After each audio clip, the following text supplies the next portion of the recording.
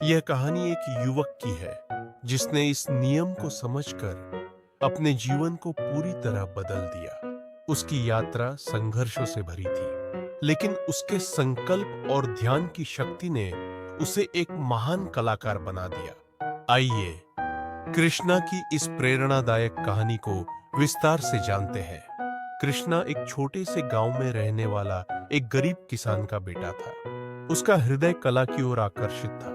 वह दिन रात मिट्टी और लकड़ी से मूर्तियां बनाने की कोशिश करता, लेकिन उसके पिता चाहते थे कि वह खेती में उनकी मदद करे। कृष्णा, मूर्ति कला से पेट नहीं भरता, हमारा काम खेती करना है। अब पिता की यह बात उसे बार बार सुननी पड़ती। गांव के लोग भी उसका मजाक उड़ाते थे। यह मूर्तियां बनाने वाला लड़का अपने समय को बर्बाद कर रहा है। धीरे धीरे कृष्णा के मन में संदेह पैदा होने लगा। वह सोचने लगा, शायद मैं गलत कर रहा हूं। एक दिन जब वह अपने मूर्तिकला के असफल प्रयासों से निराश होकर जंगल में चला गया, तभी उसकी मुलाकात एक बुजुर्ग साधु से हुई। वे एक विशाल वृक्ष के नीचे ध्यान कर रहे थे। कृष्णा ने उनके सामने अपना दुख व्यक्त किया।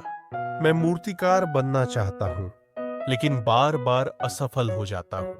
क्या मैं गलत दिशा में जा रहा हूं?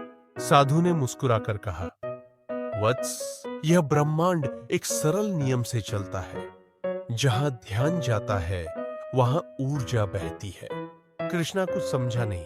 उसने जिज्ञासा से पूछा, गुरुदेव, इसका क्या अर्थ है? साधु ने पास पड़ी मिट्टी को उठाया और एक जगह बिखेर दी। फिर बोले, इस मिट्टी में एक बीज डालो। कृष्णा ने बीज डाला। साधु बोले, अब इसे पानी दो और इसकी देखभाल करो। कई हफ्तों बाद वहां एक सुंदर पौधा उग आया। साधु ने कहा, यह देखो, जहां तुमने ध्यान और मेहनत लगाई, वहां जीवन उभर आया। ऐसे ही अगर तुम अपने सपनों पर ध्यान केंद्रित करोगे, तो सफलता अवश्य मिलेगी। कृष्णा को मानो जीवन का सबसे बड़ा सबक मिल गया था। अब कृष्णा ने अपनी ऊर्जा को बिखरने नहीं दिया। वह पूरी लगन से मूर्ति कला का अभ्यास करने लगा। सुबह जल्दी उठकर मिट्टी और पत्थरों से मूर्तियां बनाता, दिन भर लकड़ी तराशता और नई तकनीकें सीखता। रात में मशाल की रोशनी में अपनी कृतियों को सुधारता। पहले उसकी मूर्तियां बेढंगी लगती, लेकिन धीरे धीरे उनमें निखार आने लगा। वह हर असफलता से सीखने लगा, लेकिन सफलता इतनी आसान नहीं थी। गांव के लोग अब भी ताने कसते, कई इतनी मेहनत कर रहा है, लेकिन इसे कोई फायदा नहीं होगा। लेकिन इस बार कृष्णा ने ध्यान केवल अपने लक्ष्य पर केंद्रित रखा। उसे साधु की बात याद थी, जहां ध्यान जाता है, वहां ऊर्जा बहती है। एक दिन गांव के मुखिया ने उसकी मूर्तियां देखी और आश्चर्यचकित रह गए। उन्होंने कृष्णा की प्रशंसा की और राजा के दरबार में उसकी सिफारिश की। कृष्णा के लिए यह एक स्वर्णिम अवसर था। उसे राजा के सामने अपनी कला प्रस्तुत करनी थी।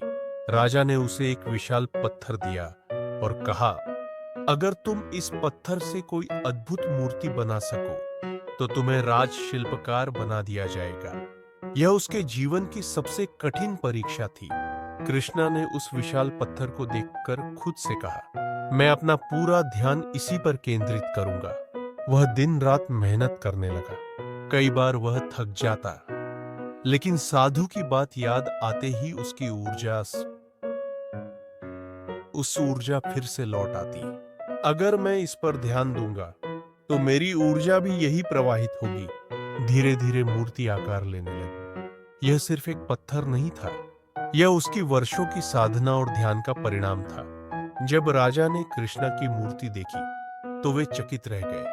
वह इतनी जीवंत थी कि लग रहा था जैसे किसी देवता ने स्वयं इसे बनाया हो। राजा ने घोषणा की, कृष्णा अब हमारे राज्य का मुख्य मूर्तिकार होगा। यह सुनकर कृष्णा की आंखों में आंसू आ गए। उसने अपने अंदर के डर, असफलताओं और लोगों के तानों को हराकर अपने सपने को साकार किया था। कृष्णा ने न केवल अपने लिए सफलता प्राप्त की, बल्कि वह अन्य युवाओं के लिए प्रेरणा बन गया।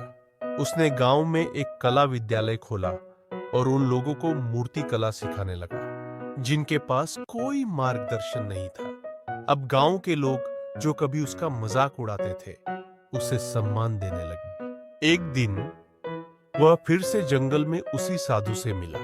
उसने हाथ जोड़कर कहा, गुरुदेव, आपकी शिक्षा ने मेरा जीवन बदल दिया। साधु मुस्कुराए और बोले, नहीं वत्स, यह तुम्हारी एकाग्रता और परिश्रम का परिणाम है।